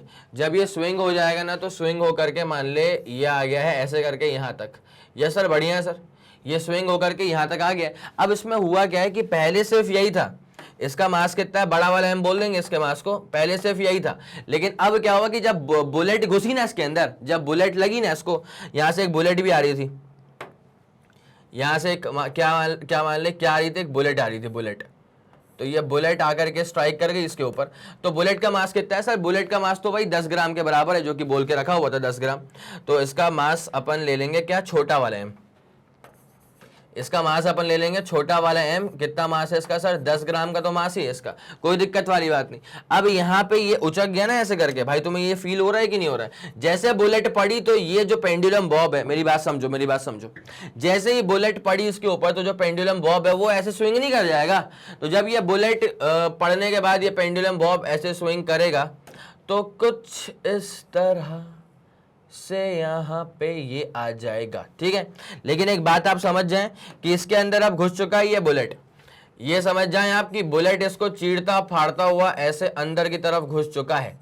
तो 1 किलोग्राम में ये 10 ग्राम का बुलेट जो है ना वो अंदर घुसा हुआ है। तो अब अपने पास इसका जो मास हो जाएगा वो मास क्या हो जाएगा भैया? Mass of the Bob 1 kilogram और मास ऑफ द ये छोटा वाला बुलेट कितना है? 10 ग्राम का बुलेट, ठीक है। अब सवाल में पता है क्या पूछा हुआ है? देख, अपन एक काम करते हैं, इसको मानते हैं रेफरेंस लेवल, ठीक है। तो रेफरेंस लेवल पे ये पेंडुलम बॉब था। अब रेफरेंस लेवल से कितना ऊपर उठ गया है ये पूछा हुआ है आपसे। क्या पूछा हुआ है? आपसे ये पूछा हुआ है कि भाई साहब ये जो पेंडुलम बॉब है अब वो रेफरेंस लेवल से कितना ऊपर उठ गया है।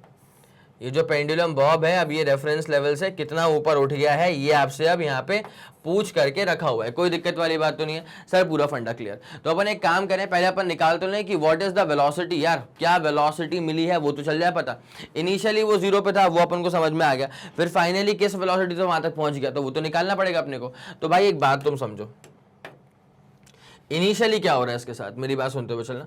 तो इनिशियली हो ये रहा था कि ये जो बड़ा वाला मास था वो रुका हुआ था, और ये वाला जो मास है, ठीक है, ये वाला जो मास है ये 10 ग्राम वाला मास, तो 10 ग्राम था। तो इसको पहले अपन केजी में कन्वर्ट करते हैं, 10 टू द पावर -3। और ये मूव कर रहा था विद अ स्पीड ऑफ कितना? 200 मीटर पर सेकंड, ठीक है। ये स्पीड थी इसकी 200 मीटर पर सेकंड से मूव कर रहा था। दिस वाज इनिशियल केस, ठीक है। फाइनली क्या हो गया कि फाइनली ये दोनों की वेलोसिटी कितनी हो गई? अब देखो फाइनली क्या है, ये बड़ा वाला मास m प्लस छोटा वाला मास, ठीक है। अब दोनों भाई मूव कर गए होंगे विद सम कंबाइंड वेलोसिटी ना, ठीक है। अरे जब ये बुलेट उसके अंदर एम्बेडेड हो गया है तो अब ये मूव करने लगे हैं विद सम कंबाइंड वेलोसिटी, तो उसको मैंने v बोल दिया, ठीक है। ये तो 0 हो गया। जरा इसको सॉल्व कर, 10 की पावर -2। अच्छा, ये अपने पास क्या हो गया? 10 की पावर -2 है ना, और उसके बाद ये क्या है? 2 × 10 की पावर 2, तो सिर्फ 2 ही बचेगा। कितना बचेगा? 2 बचेगा। भाई बॉडी का ये ब्लॉक का मास क्या है? 1 kg। और ये जो छोटा वाला था आइटम उसका मास कितना है? 10 ग्राम। तो 10 × वही किलोग्राम में कन्वर्ट करा 10 की पावर -3 के साथ कंबाइंड वेलोसिटी भी, ठीक है। तो 2 = ये अपने पास क्या हो जाएगा? 1 प्लस, भाई ये अपने पास 10 की पावर -2 आ गया। क्या आ गया? 10 की पावर -2, तो मतलब 1/100, तो 0.01, ठीक है। 10 की पावर क्या आ गया? -2, यही देख ले, 1 2 10 की पावर -2 हो जाएगा, ठीक है। ये कंबाइंड वेलोसिटी v के बराबर, तो 2 = 1.01 × v के बराबर आ जाएगा। तो v यहीं से उचका लेना, v उचका ले वहीं से, v कितना आ जाएगा अपने पास में? 2/1.01। अरे ये 1.01 तो अप्रॉक्स यार 2 ही है ना, क्या है, कोई दिक्कत तो नहीं। 2/अप्रॉक्सीमेटली 1 ही है। तो मैं इसको फिर एक काम करता हूँ ना, सीधे इसको 2 ही ले लेता हूँ यार, ज्यादा आसान रहेगा। बोलो हाँ कि ना, ठीक है। अब तुम्हें निकालना है कितनी हाइट तक वो राइज अप कर चुका होगा। तो भाई काम करो, अब मौका आ चुका है इक्वेशन नंबर 3 को अप्लाई करने का।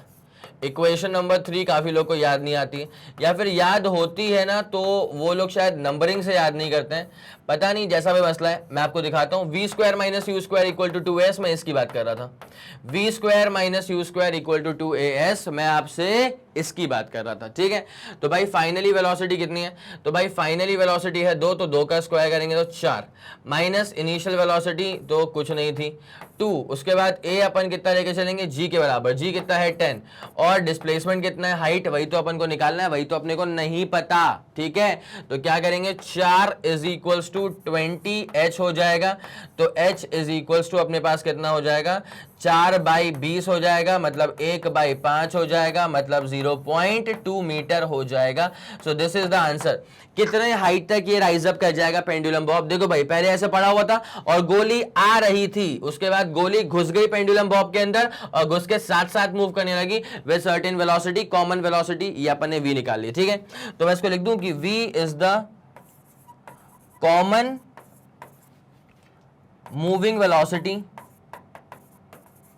v is the common moving velocity of pendulum Bob and bullet, pendulum Bob और बुलेट दोनों की कॉमन मूविंग वेलोसिटी है अपने पास में कितनी, ये थी अपने पास में कितनी, 2 मीटर पर सेकंड के बराबर। तो ये वाला फंडा मेरे ख्याल से पूरा क्लियर हो गया है। ये अपने पास 0.2 मीटर आ चुका है डिस्प्लेसमेंट। क्या आपको यहां तक का फंडा पूरा क्लियर हो गया है?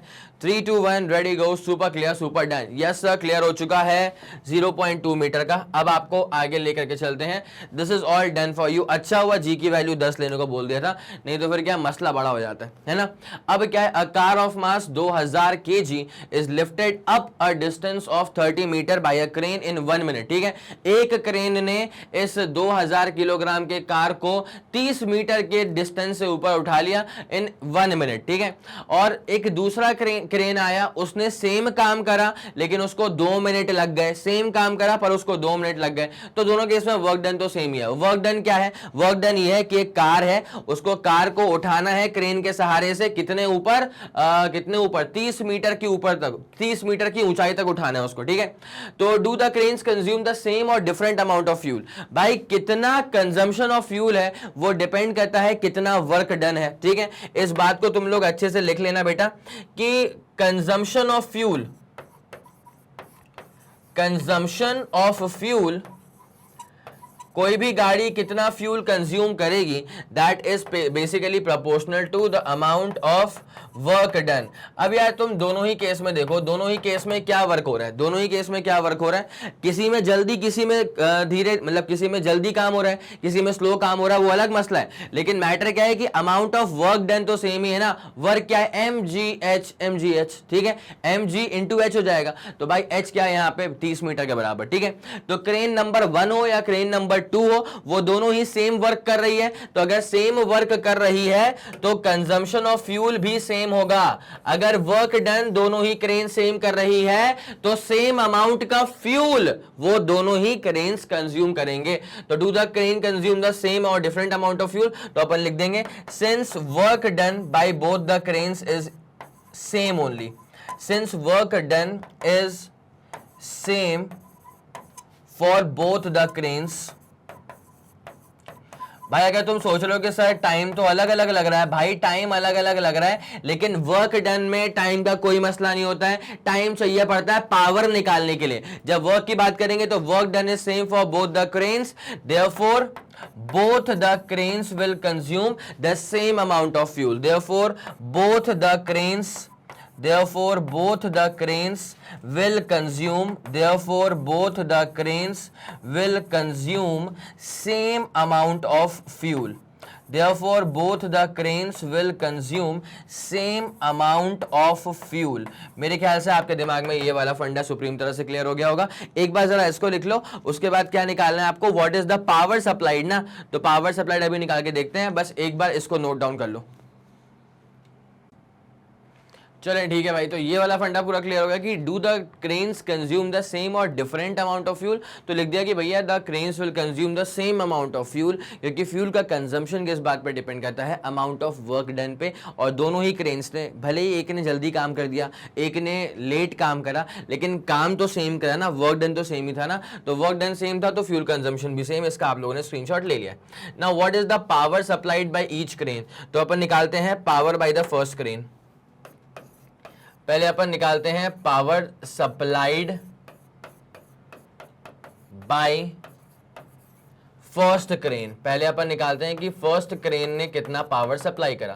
तो पावर क्या होता है, वर्क अपॉन टाइम। तो mgh, अच्छा mgh अपॉन टाइम डिफरेंट था ना, mgh अपॉन इसका टाइम था t1। ठीक है, तो भाई मास कितना है, तो इस कार का मास है मेरे ख्याल 2000 kg। ठीक है सर, 2000।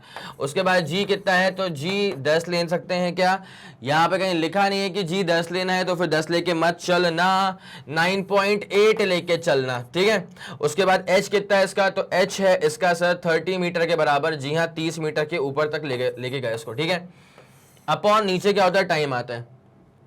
पहले वाले क्रेन ने सेम काम करवा दिया है 1 मिनट के अंदर, ठीक है। 1 मिनट मत लिख देना भैया, 1 मिनट का मतलब होता है 60 सेकेंड, ठीक है। अब जरा इसको अपन सॉल्व करना स्टार्ट करते हैं भाई साहब। तो क्या हो जाएगा, पहले काटा पीटी मचाओ अच्छे से। तो 30 60 गया 2 से, उसके बाद 2 और यहाँ गया तो 1000 से जाएगा। तो 1000 इंटू 9.8 करेंगे, 1000 इंटू 9.8 करेंगे तो 9800 हो जाएगा, ठीक है।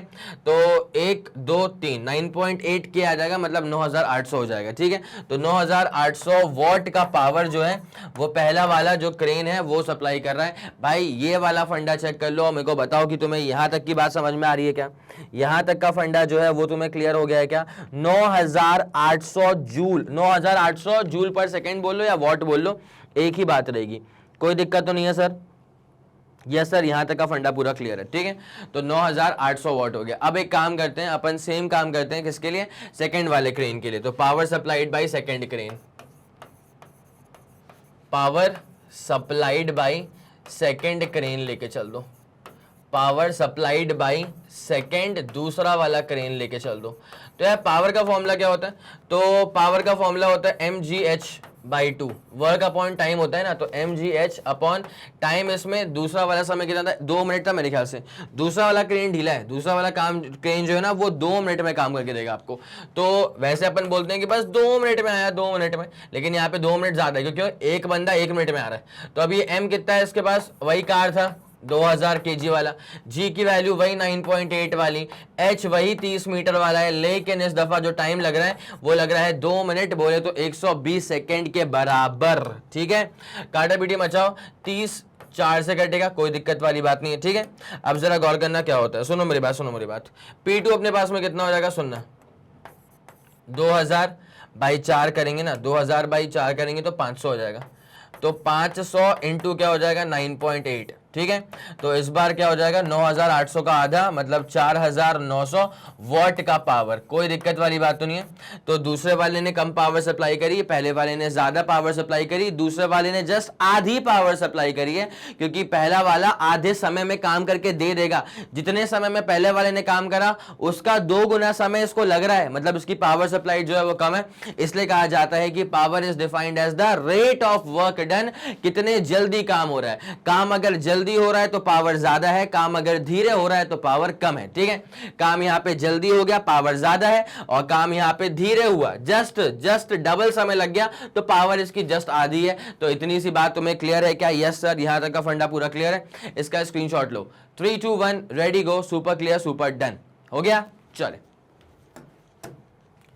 अब आपको लेकर के आते हैं इसके अगले वाले क्वेश्चन की तरफ। क्वेश्चन नंबर 9 ये आप लोग के सामने, मैं स्क्रीन से हट जाता हूं ताकि आप लोग सवाल को एक बार अच्छे से देख सकें।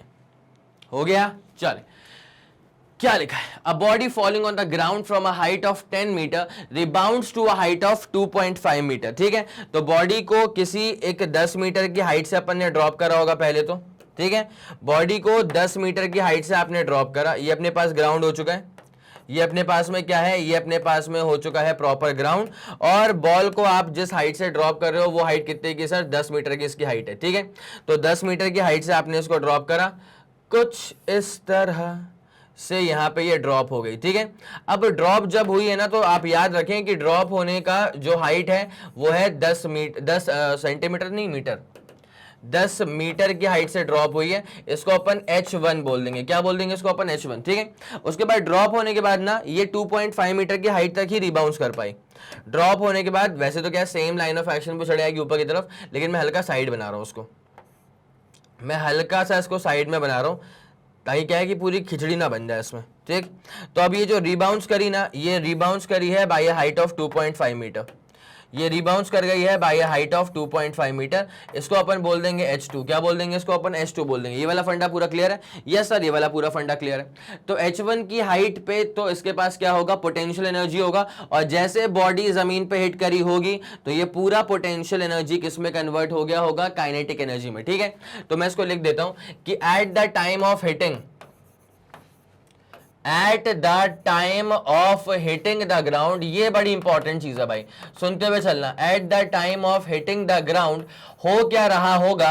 हो ये रहा होगा कि इसकी जो पूरी पोटेंशियल एनर्जी है वो किसमें कन्वर्ट हो गई है, काइनेटिक एनर्जी में। क्या हो रहा होगा कि जैसे ये बॉल को अपन ने ड्रॉप करा तो इसकी जो पूरी पोटेंशियल एनर्जी है वो किसमें कन्वर्ट हो गई होगी, काइनेटिक एनर्जी में। तो at the time of hitting the ground entire potential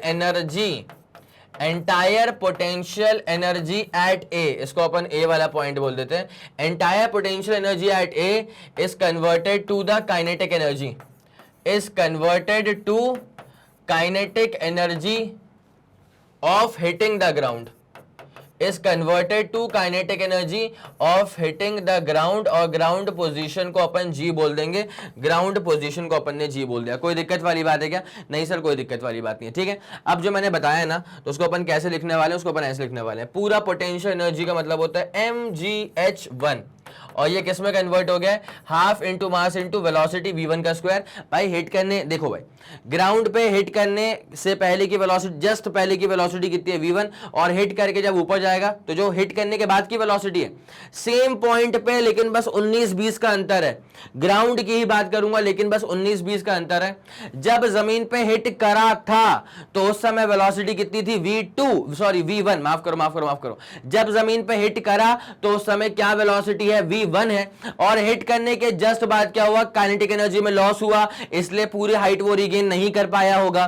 तो अब जब जमीन पे हिट कर रहा था तो उस समय वेलोसिटी क्या थी, v1, और हिट करने के जस्ट बाद जब वो ऊपर की तरफ जा रहा था तो वेलोसिटी क्या हो गई, चेंज हो गई, v2 हो गई। अरे अगर सेम वेलोसिटी होती तो 10 मीटर का हाइट रिगेन नहीं कर लेता, यहां पे 10 मीटर का हाइट रिगेन नहीं कर लेता। अरे सेम वेलोसिटी नहीं है, वेलोसिटी चेंज हो गई है, वेलोसिटी कम हो गई है, इसलिए यहां पर पूरी हाइट को रिगेन नहीं कर पाया। चमका, समझ ला तो ला, जल्दी बताओ भाई, समझ ला तो ला, चमका। तो m से m जो है वो निपट जाएगा, है ना। तो अपने पास जो v1 का स्क्वायर है वो दिख रहा है अपने को कि 2gh1 आ जाएगा। v1 का स्क्वायर क्या आ जाएगा सर, 2gh1 आ जाएगा। इसको रखो ना 2 मिनट। आपसे क्या पूछा हुआ है, सवाल पढ़ लिया होगा ना, रेशियो पूछा है स्पीड का, ठीक है। क्या पूछा है, what is the ratio of the velocities of the body just before and after the collision. तो भैया जस्ट बिफोर क्या था, v1, यही तो मसला इंपॉर्टेंट है। जस्ट बिफोर क्या था, जस्ट बिफोर वाली वेलोसिटी को तो अपन v1 मान के चल रहे हैं, और जस्ट आफ्टर द कोलिजन वाली वेलोसिटी को तो अपन v2 मान के चल रहे हैं। तो v1 बाई v2 का रेशियो जो है वो पूछ लिए हैं, v1 यहां पे आ गया। अब मेरी बात सुन, देख टक्कर तो हो चुकी, टक्कर होने के बाद अब ये जाएगा रिबाउंस करेगा ऊपर की तरफ। टक्कर तो हो चुकी, तो टक्कर होने के बाद अब ये जाएगा और रिबाउंस करेगा ऊपर की तरफ। पता है क्या होगा, जब ऊपर जा रहा है ना तो ये पूरी काइनेटिक एनर्जी है, और जैसे ये बॉल ऊपर की तरफ जा रहा है तो उसकी वेलोसिटी धीरे धीरे कम हो रही है, लेकिन पोटेंशियल एनर्जी धीरे धीरे बढ़ रही है, ठीक है। तो जैसे ये बॉल जो है, जैसे ये ऊपर की तरफ जाएगा, मुझे लगा पेंडुलम बॉब तो नहीं है, जैसे ये बॉल ऊपर की तरफ जाएगा ना धीरे धीरे, तो इसकी काइनेटिक एनर्जी ऑटोमेटिकली किस में कन्वर्ट होना शुरू हो चुकी है, पोटेंशियल एनर्जी में, ठीक है। मैं अब इसको लिख देता हूं कि just after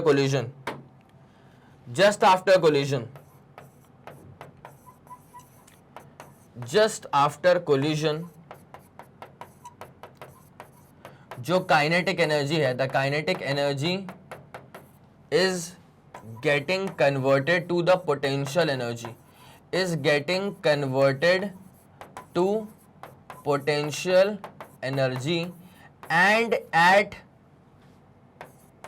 regaining the height।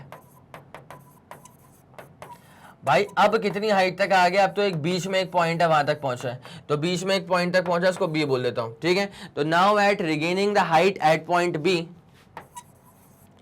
Point B पर पहुंचने पे हुआ क्या है, पॉइंट बी पर पहुंचने पे हुआ ये है कि उसकी जो काइनेटिक एनर्जी है वो किस में कन्वर्ट हो चुकी है, पोटेंशियल एनर्जी में, ठीक है।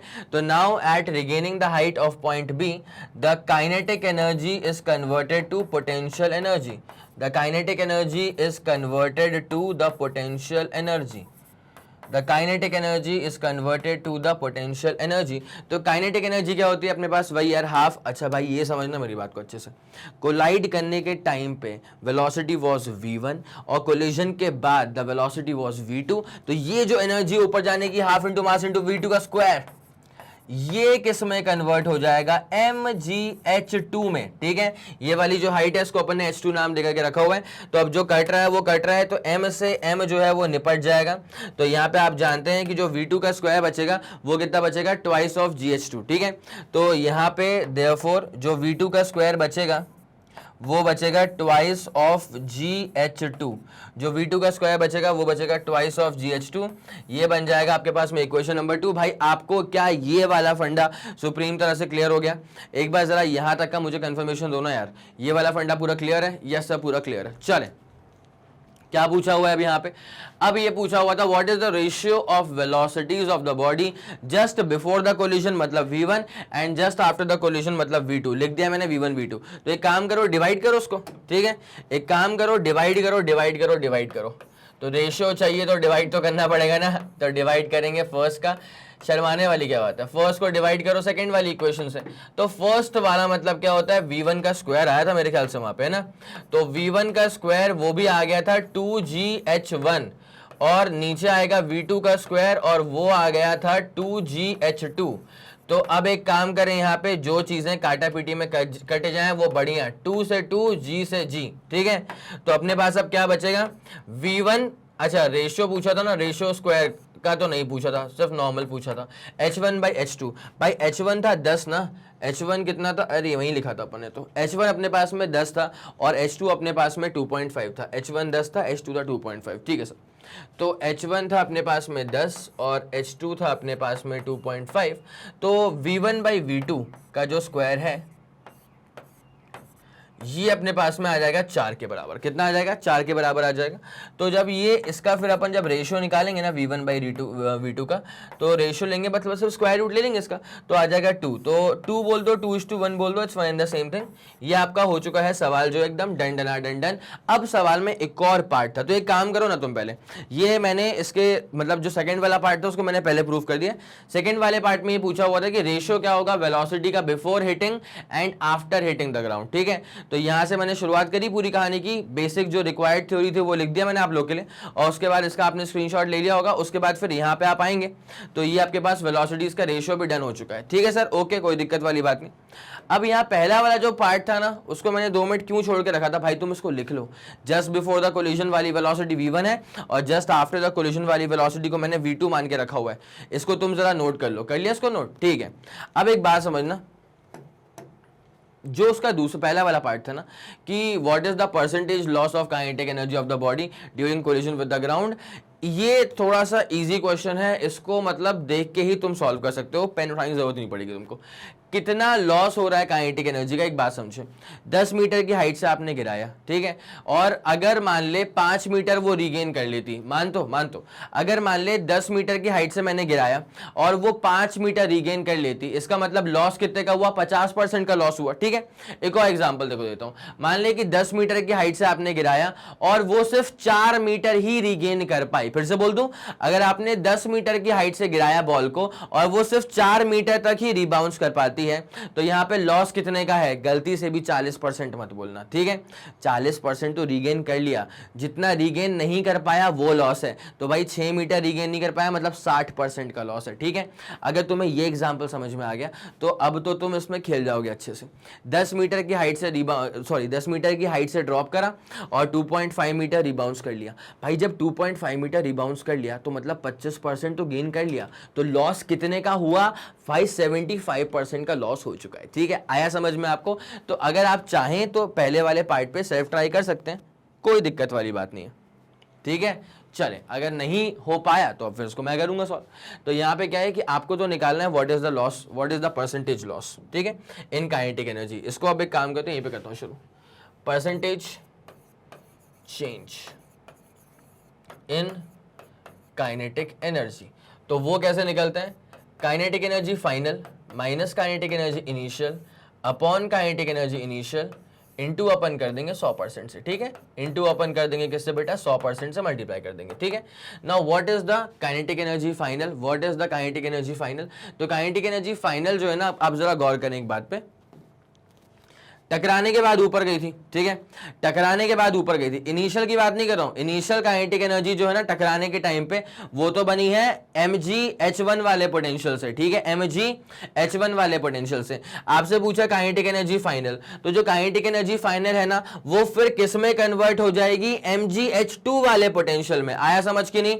मैं इसको लिख देता हूं कहीं पे या वहीं पे लिख देता हूं, या यहीं पे लिख दूं क्या, कि kinetic energy initial gets converted to, kinetic energy initial, भाई तुम लिख लो उसको, गेट्स कन्वर्टेड टू mgh1, ठीक है, या मतलब mgh1 gets converted to kinetic energy initial, लिखना चाहिए।